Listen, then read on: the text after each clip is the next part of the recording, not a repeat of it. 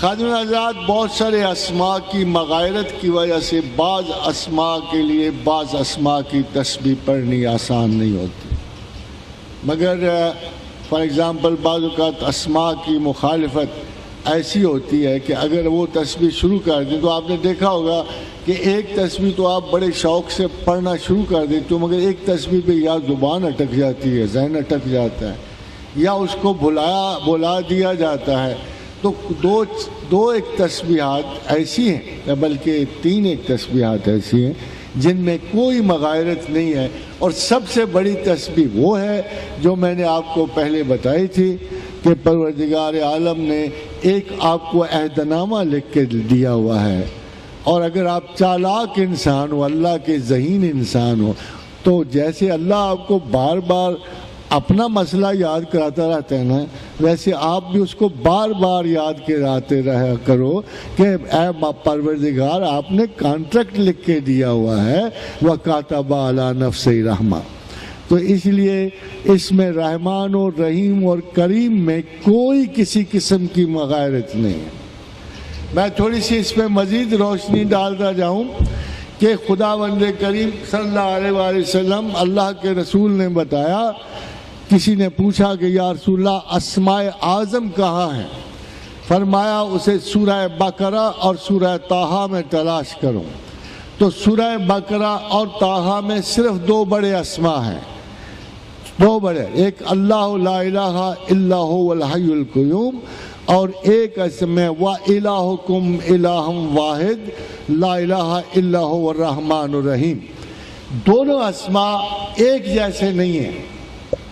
وہ زیادہ ذہین آدمی ہوگا اللہ میاں پر پریشر ڈالنے والا تو دونوں کی تسبیح شروع کر دے گا۔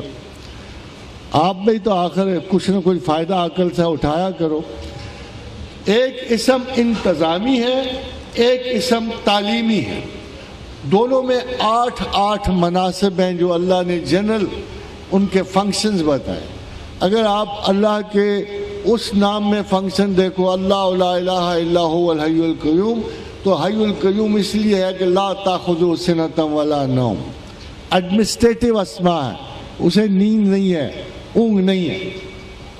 اسی طرح آپ اس کے تمام آیت الکرسی میں دیکھو گے تو ان تمام میں وہ فنکشن ہے جو کسی ایڈمنسٹریٹر کے ہوتے ہیں۔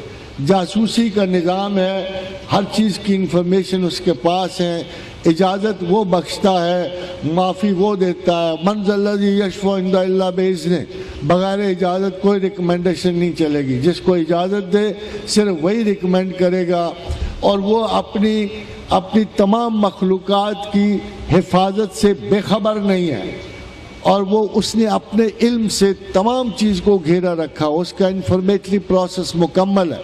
Nobody can dodge him, nobody can overgrow his intellect, nobody can forego his decision۔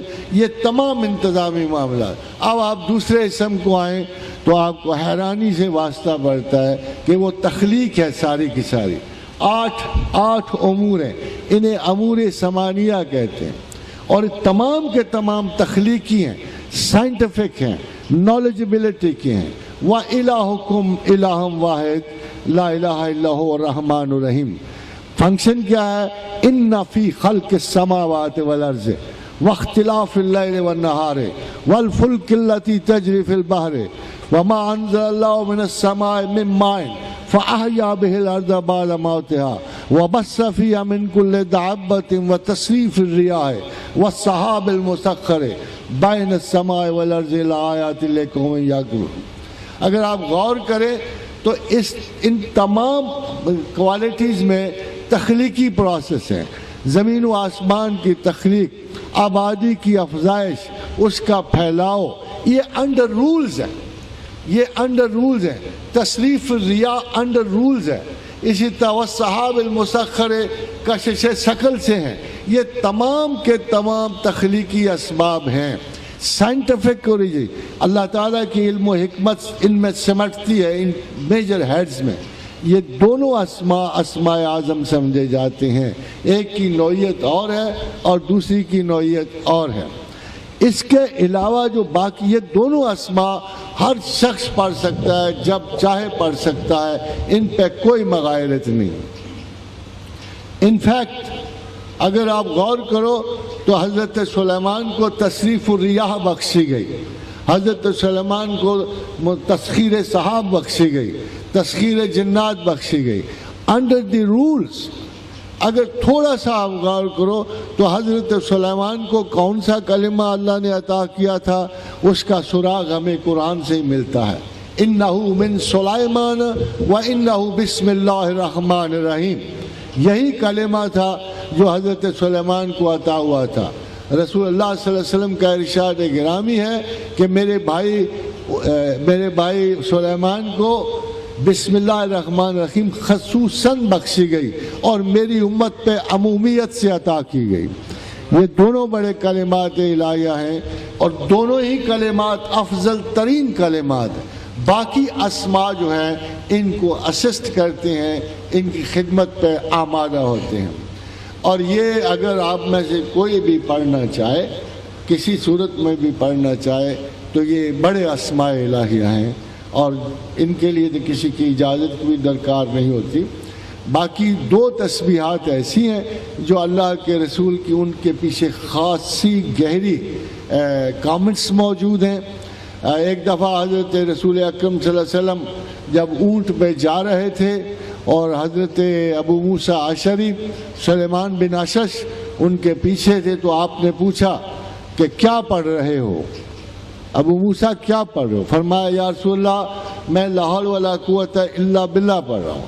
ہمارا ابو موسیٰ 99 مصائب اس سے دور ہوتے ہیں، 99 مصائب اس کلمہ سے دور ہوتے ہیں، اور سب سے چھوٹی مصیبت غم ہے، اور سب سے چھوٹی مصیبت غم ہے، اور اس کو سوچ سمجھ کے پڑھنا لازم ہے۔ ہم تو اسے صرف شیطان کو بھگانے کے لیے پڑھتے ہیں، مگر دراصل یہ تصوف میں اعلیٰ ترین کمٹمنٹ ہے، جب انسان اللہ سے وعدہ کرتا ہے کہ نہ میری کوئی قوت نہ میرا کوئی ارادہ، جو کچھ ہے میرے اللہ تیرا ہی ہے۔ اور جب آپ اپنی قوت اپنا ارادہ رضاکارانہ طور پہ خدا کے سپرد کر دیتے ہو تو پھر اللہ سے یہ امکان ہی نہیں ہے کہ وہ آپ کے لیے بھلائی اور بہتری کے اسباب جمع نہ کر دیں۔ دوسری تسبیح خواتین و حضرات، اللہ کے رسول نے جب ایک طرف سے آپ گزر رہے تھے تو دیکھا مسجد کے باہر ایک صحابی تسبیح پڑھ رہے تھے۔ پوچھا کیا پڑھ رہے ہو؟ فرمایا یا رسول اللہ یا ذل جلال والاکرام کی تسبیح کر رہا ہوں۔ فرمایا مانگ، اس نام سے اللہ دیتا ہے، مانگ اس نام سے اللہ دیتا ہے۔ یا ذل جلال والاکرام کے اسم گرامی سے اللہ دیتا ہے۔ عجلت اگر آپ نہ کرو، 4 دن پڑھ کے غفلت نہ کرو، تو یقیناً اللہ اس نام کے عوض دیتا ہے۔ ہم جو انسان کے بارے میں اللہ نے بنیادی بات کہہ دی کہ بہت عجلت پسند ہے، یہی آپ حال استادوں کا کرتے ہو، یہی پیر و فقیروں کا کرتے ہو۔ ایک پیر فقیر سے دعا منگوائی، پوری نہیں ہوئی، اس کو چھوڑا دوسرے پیر کے پاس چلے گئے۔ آپ پروفیشنل مریض ہو چکے ہو اور وہ پروفیشنل پیر ہو چکے ہیں۔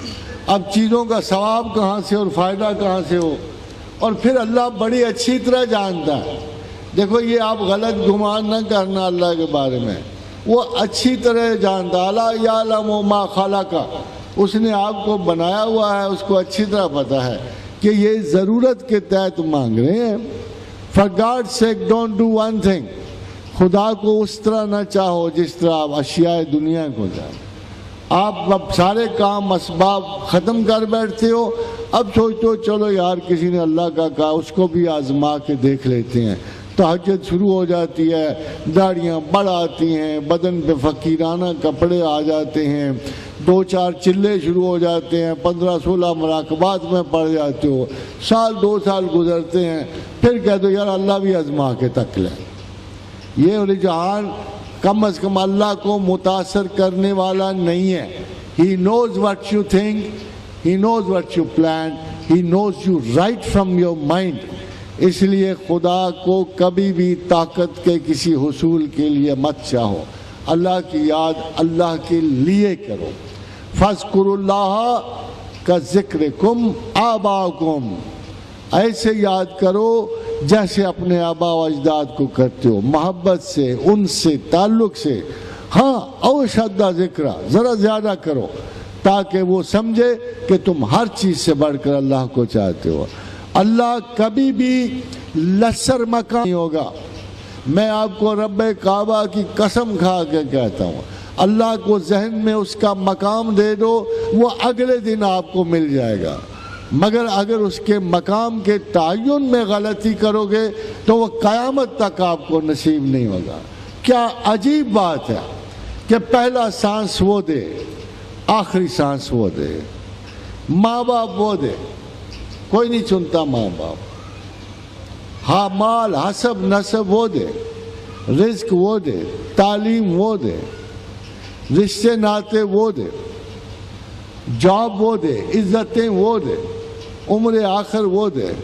کیا عجیب بات ہے کہ سب کچھ دینے والے کو آپ سب سے نچلے مقام پہ رکھتے. ہندوؤں سے بدتر ہو گئے ہم. وہ بھی زندگی کے آخری حصے میں خدا کی تلاش کو لازم قرار دیتے ہیں.